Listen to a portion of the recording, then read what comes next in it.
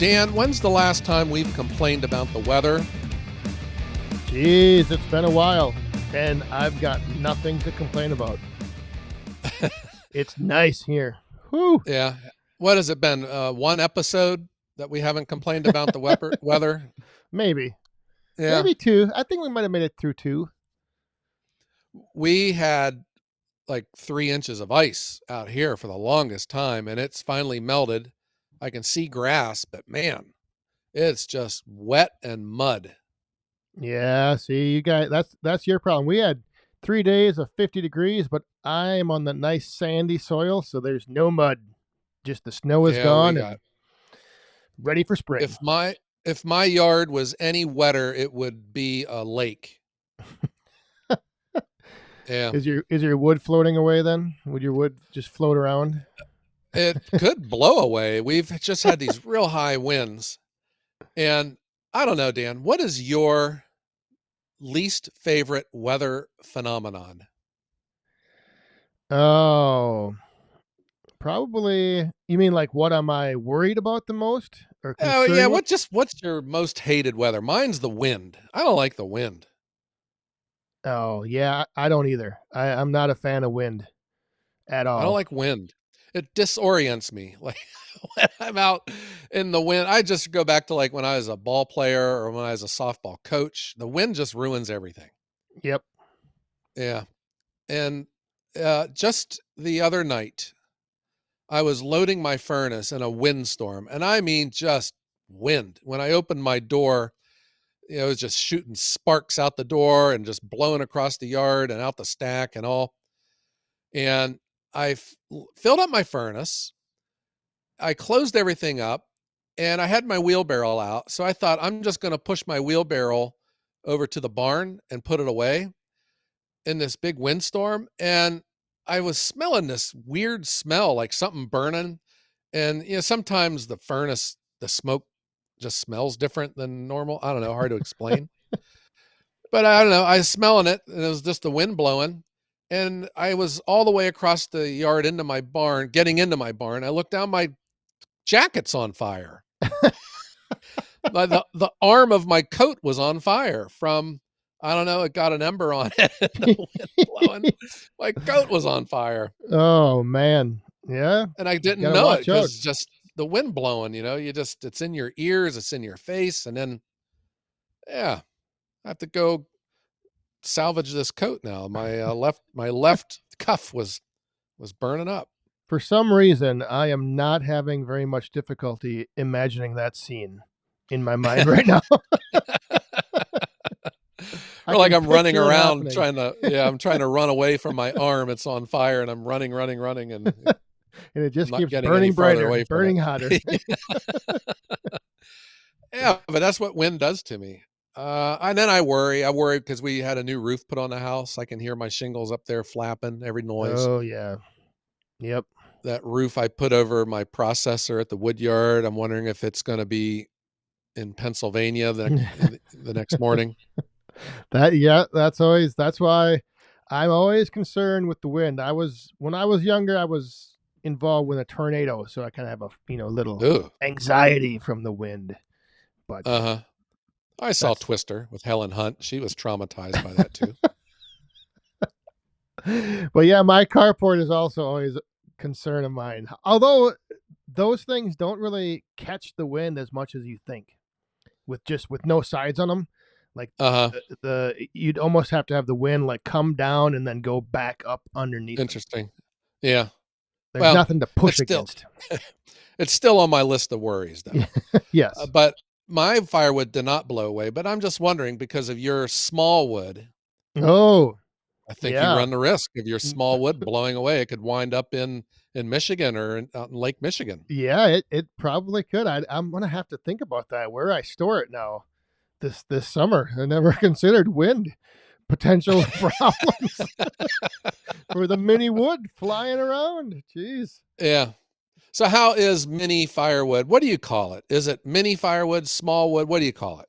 I typically refer to it as mini firewood. Okay. So how's it going though? It is going great. It's going It's going good. I'm about to next week uh be involved with the big Minneapolis Home and Garden Show. Oh, wow. And yeah, everything so far this spring has been moving right along, exceeding expectations. Has it become has it become work yet? I have not allowed it to. No, not yet. But What's the most labor intensive part of it? Is it making the wood or boxing it or driving to the post office? What is it? I don't think there's really anything too labor intensive that gets to me. It's just the constant like trying to plan and make sure that I stay ahead on my inventory and have enough, ready to go to ship out, because it's been crazy. Like I've just yesterday I sent 2 boxes down to Texas, out in Vegas. I mean, people think this time of the year is not good to be sitting out on your patio, but when you're dealing with nationwide service, Yeah. there's a lot of Yeah. areas that are. There's people sitting on their patio everywhere down south. Right. So that got me thinking. I'm glad that you brought that up. You're worldwide. You're like the Pitbull of firewood. You- Nationwide. You're nationwide. Yeah, Okay. So your market is not, a 2 county area of Wisconsin. no. You are nationwide. Yeah. So, you know, does that it just makes me think about what you're into. Like when you think of a firewood company, it's highly local, it's localized, it's highly focused on a particular region or a part of an area of a state, and you're not. I wonder, would you consider yourself a firewood company though, or are you a mail order company, I don't It's know. like the Uh, rules are different for you. yeah, that's a good question. I've not really thought about that yet. I don't know. Yeah. Have you gotten any comments in your mini firewood videos from people who are thinking of doing it, or maybe thinking like they would never be able to do it because their area would not support such a thing? I've gotten a few comments, a couple emails with people inquiring on the whole process of what I do, how I've done what I've done. And I'm not, it's one of those things where I touched on this in a video, you know, the best way to try to figure something out is to just go and do it. Like I'm not going to give people a 10-point process, but Yeah. there's certain people that are just inquiring, but I don't know if they're really serious about it or not. I'm not sure. But Uh-huh. that is one thing I think people will first look into, is the fact that is this possible where I am at? You know. Yeah. That's where I see a difference between your business and mine. Mine is I guess it's a traditional firewood delivery service, but I'm in a different market than what you think is the traditional, what I call the commodity based firewood. And I also, when I started my YouTube channel, it was just showing what I do. And I don't really have any heartburn with anyone copying my business model, because to me it's not a matter of how, what you're doing, it's executing it. And like the majority of people that ask questions, I get the sense that they're never going to get started. It's just an idea that they're looking at doing. It's To me, it's a matter of executing. So like all my videos, I just show everything that I do, and I show what I do right and I show what I do wrong. I don't know. For you, that's not what you've done. Yours is your own idea. And I can understand you being a little bit more protective of everything. Yeah, I mean, to a certain degree, I guess. I don't. It's different because if I'm just, it's if I have my roadside stand and my neighbor comes over to me and wants to set up a roadside stand, that's like direct, impactful competition. So, most people who back when I did videos on my roadside stand, most people who reached out to me were people like in other states, other areas that were not going to impact my roadside stand. So I had no problem sharing how I built it with pallets and things like that. But once you get into that space of being able to ship, like for instance, mini firewood nationwide wide, now that is like direct competition. So why would I lay out exactly how I do everything for then you to try Yeah. to do it? I Right. And that's where I see that as different than your traditional firewood delivery, because I've always said there's a firewood shortage every year.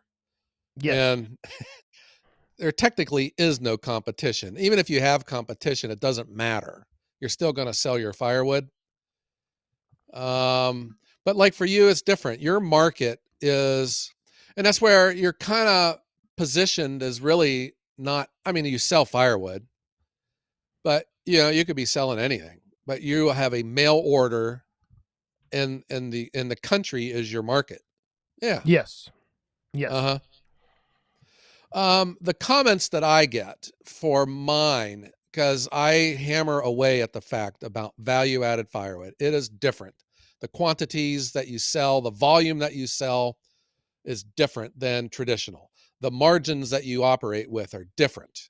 But I still get people wanting to know what my numbers are, and I'm just I don't know. I have never been shy about sharing stuff, but there comes a level or a line that I just don't like to cross.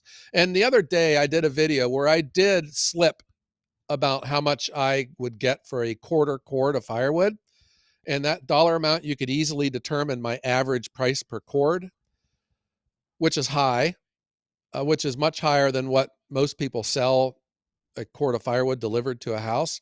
And it triggered some people where they're offended by this, which could be another podcast Oh topic yeah, about here this we go. mentality that goes on in the firewood industry about, oh my gosh, making profit, evil profit, you know. So I am reluctant to share numbers and to share that, but I am happy to discuss the business model and all. And on top of everything else, your numbers may vary, what you can buy your wood for, how expensive or how cheap you can produce it, how expensive or how cheap you can deliver it. Yep. How But far you deliver, all yeah, those. Yeah. yeah, everything. I think all your numbers vary, but I think you can figure out a big ballpark arena that I'm operating in without me Yes. having to tell you, Yeah. you know? Yep. So with that, Dan, how much money are you making selling small fire? Not enough. And what's your social security number? Yes. Yeah. Yeah, not enough. That's my answer. That's whatever. Yeah. Even with traditional firewood, how much am I making? Not enough. Like that's Yeah. you Not know, enough. yeah. It just goes back to again that whole my mentality is numbers are between the customer and the supplier. Nobody nobody needs to know how much someone pays. I don't know. I'm in the same boat as you. I don't like sharing numbers, and when it Yeah. comes to the mini firewood, I guess, I don't often share like my entire detailed process. Yeah. So I get a lot of comments too. And if you recall the keynote address that I had at the Over 50 Career Summit, which is online, the title of my presentation was Quit Asking Me for My Advice. And Yes. that is largely because my message to people, especially in firewood, you already know what you need to do. Just get started. That's the most important thing. But the one recurring comment that I get a lot when people are considering of getting into firewood, and if they're going to go the route of volume, or if they're going to go the route of margin, the way I do it with value added, it is the comment is, well, I couldn't sell that in my area because that market doesn't exist. Not there. And yeah, and my reply is, it didn't exist where my where my house is either. you know, I went after it, and I just had this idea, and I turned out to be right, that there are a lot of people out there who aren't buying firewood that would under the right conditions. And those conditions didn't exist until I showed up here in the Mahoning Valley.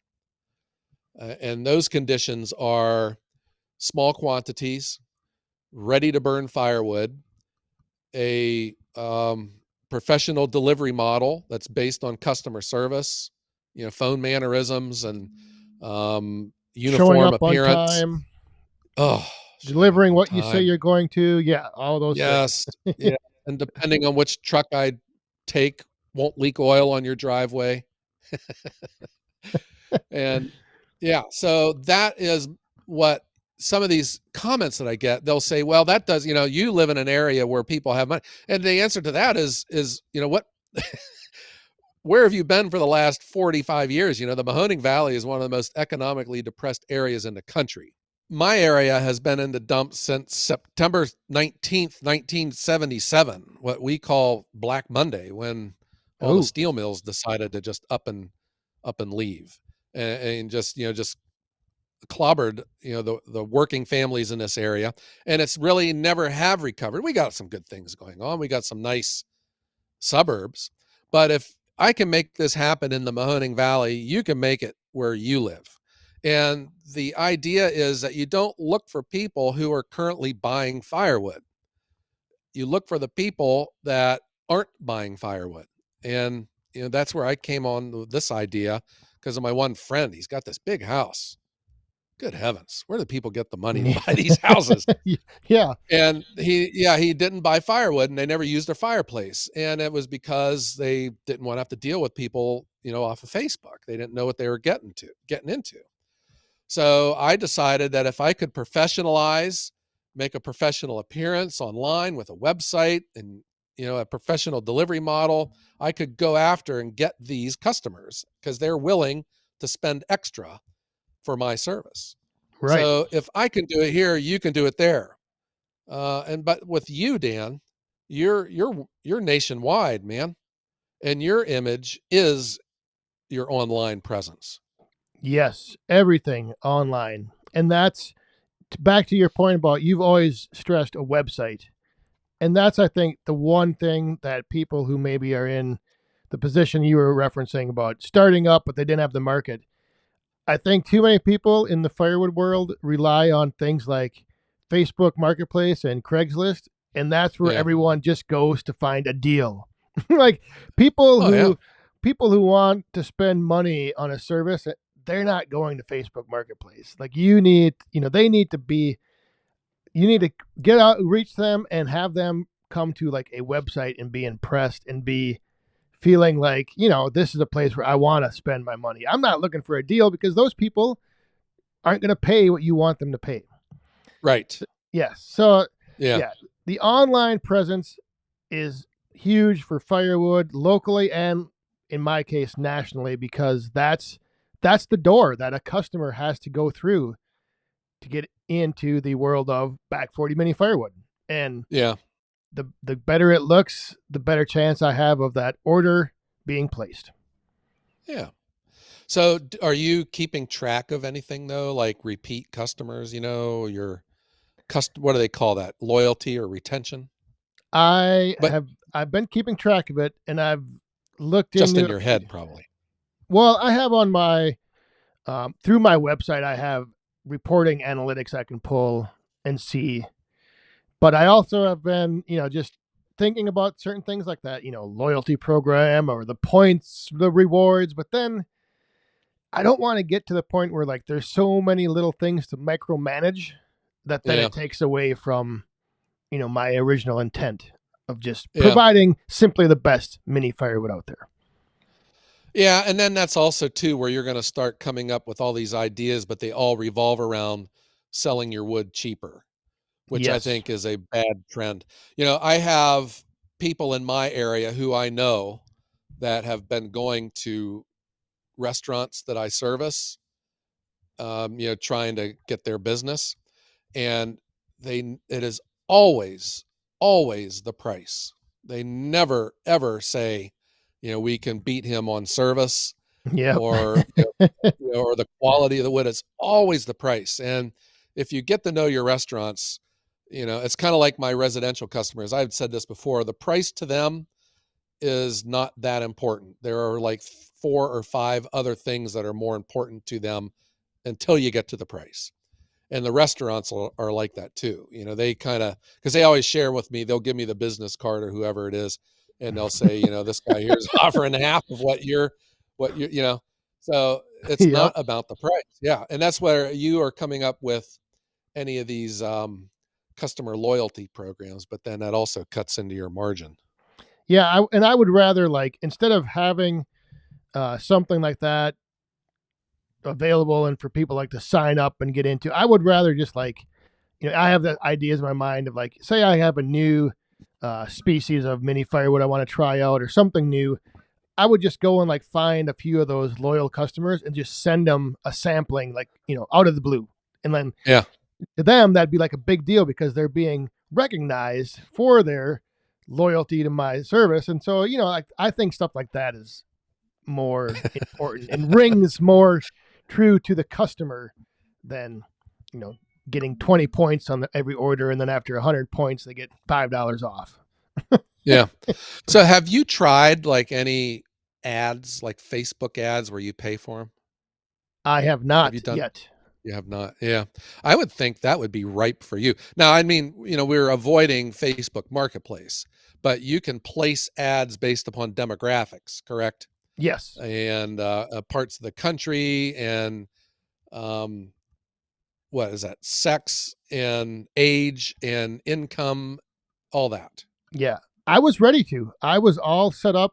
I had everything kind of laid out what I was going to do. And then I was just like, all right, take a step back here. Hang on. Walk Uh huh. before you run. Because the last thing I want to do is like run out of inventory with like 50 Right. orders that come in overnight. So, That's yeah. interesting. That's interesting you say that because that was also on my mind when I was starting my business was what was my marketing plan going to be? And then I soon realized that I didn't need one. Yeah. Yeah. And my marketing, I've spent zero on marketing forever and I don't need to. And there might come a day where I do, when I have to scale to get even bigger, but do I want to? I'm not sure yet, but I haven't spent a dime on marketing because I didn't need to. All I needed was a website. Yep. And now, in my case, I threw into the mix the social media content creation part of it. So I use that kind of as my marketing, getting the word out there through my social media almost is a marketing plan or a marketing, I guess, department. Yeah, I agree. See, and that's different from me too. And I'm just going off of what's in my head right now. I think I have only had a handful of customers that bought off of me because of YouTube. I would think 99.8% of all my customers hadn't a clue Yeah. about YouTube. Yeah. And they probably still don't have a clue. There's I'm only been a seeing, few. yeah. Yeah, I'm seeing the opposite. I'm starting to see, Right.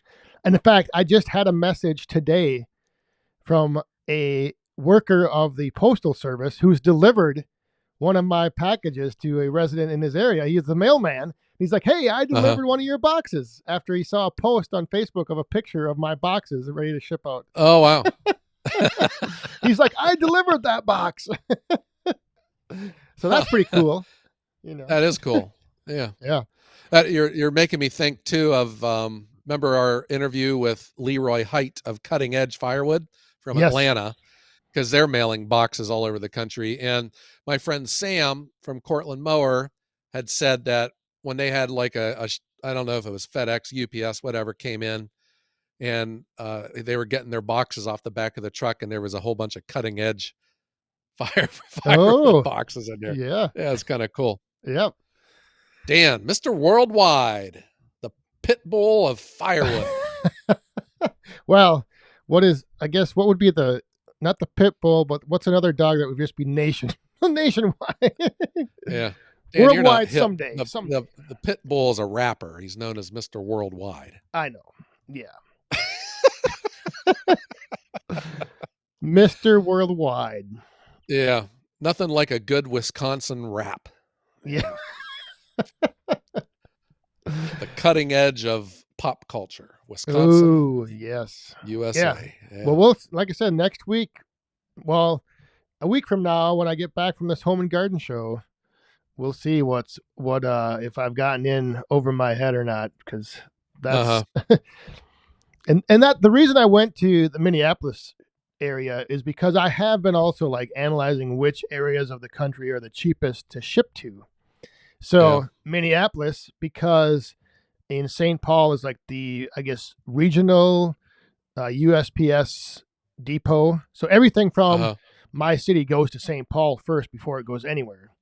So Oh, wow. then in Minneapolis, it's a nice area to ship to. So And the Minnesotans are a hardy lot, and they know their firewood. oh, and yeah, and I'm hoping that a lot of them have tabletop fire pits that they want to sit out and start enjoying the springtime weather next to. Yeah.